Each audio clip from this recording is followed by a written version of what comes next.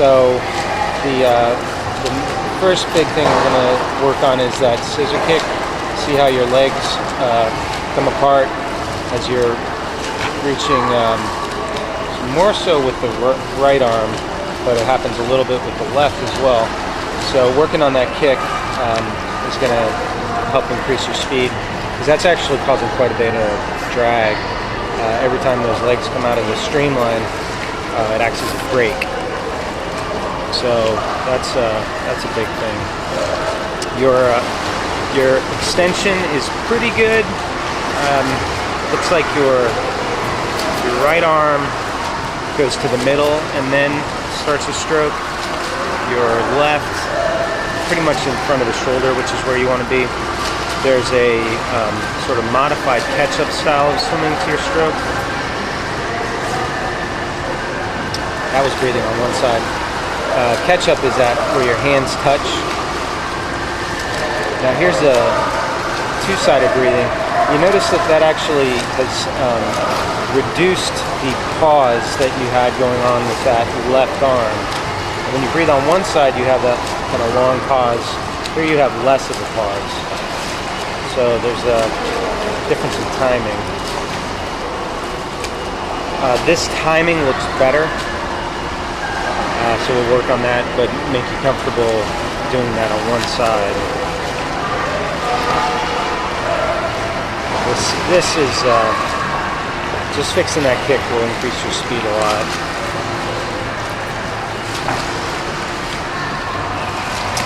Underwater, you have essentially a straight arm style of swimming, so we'll talk about the high elbow catch angle. You'll see that better in the underwater sections. So here, what you can see is how much those legs come out of the streamline of your torso. So any deviation or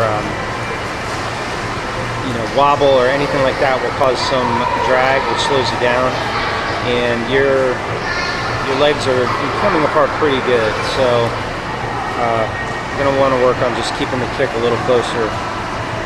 If you don't really do any kick training, which I gathered you didn't, starting to do a good bit of that will help. And then here you can see you're not lifting your head out of the water to breathe, which is good. You're just turning to breathe. The right arm is extending pretty much in front of the shoulder. Left arm extends in front of the shoulder and then crosses over to in front of your head for a second before starting to stroke back. So the pull themselves are not bad on either side. Alright, so what's going on here, this is before any feedback. You're pulling with mostly straight arm style of swimming. So that's not bad. It's not an elbow slip. But you want to move from the straight arm style to the high elbow catch. So we spent a fair amount of time working on the catch. We also discussed the scissor kick. The scissor kick is significant enough that it is slowing you down by causing some extra drag. So you want to spend some time just thinking about the kick.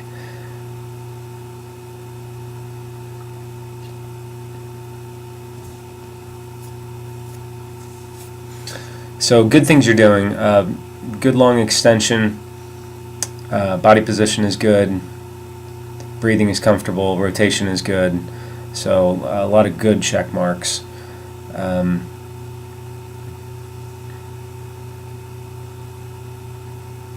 You were able to kick effectively in the session. We'll see that later in the video. And when you thought about it, you were able to eliminate a lot of the scissor kick. Both of which will make you faster, more comfortable, more streamlined, all that. Another issue we talked about was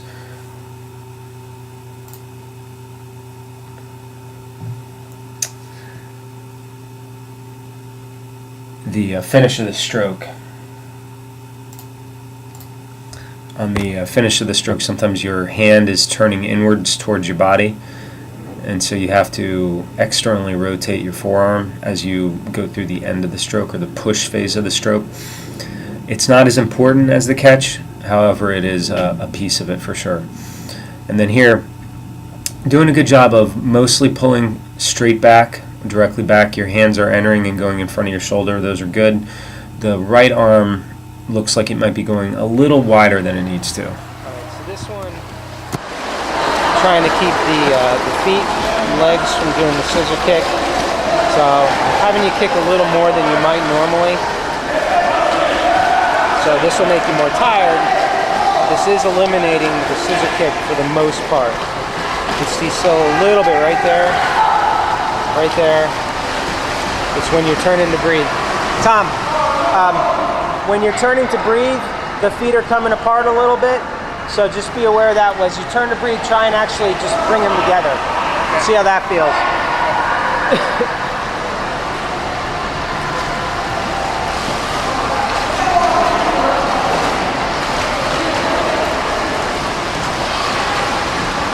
Good. So I know that pause as you turn to breathe is really awkward as far as timing goes.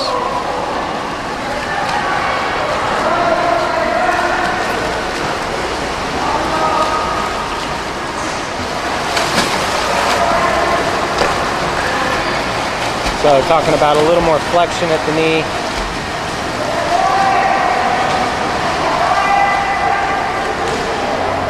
How's that feel?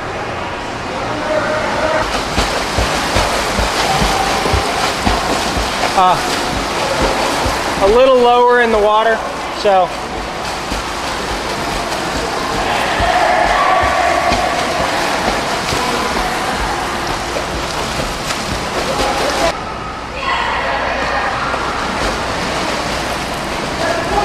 That's better. So that's where you want the level of the kick to be. So you're getting some better flexion there.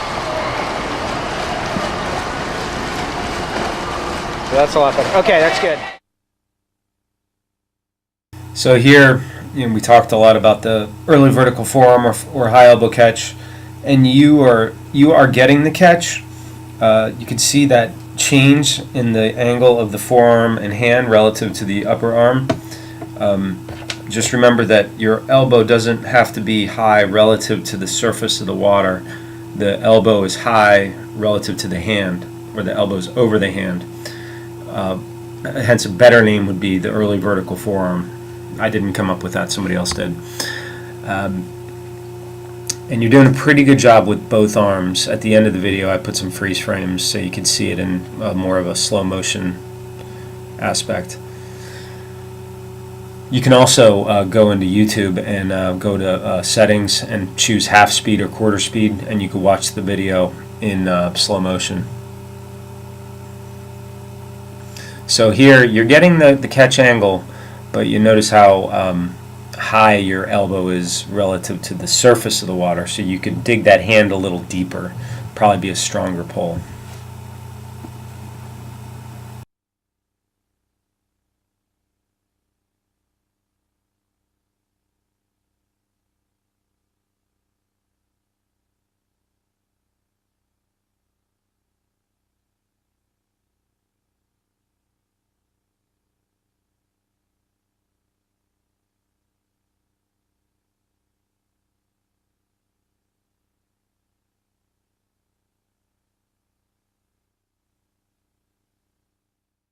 On this one I asked you to not worry so much about the high elbow catch or vertical forearm aspect and think about the push or the finish of the stroke, so you can see how much longer that makes your stroke. All things being equal, doing that's going to be better than not doing that. The longer your stroke is, the more distance you cover per stroke, and the more efficient you are. Not necessarily faster, however, chances are you're faster when you cover more distance per stroke. Your stroke would have to slow down tremendously to not be faster. So, freeze frame.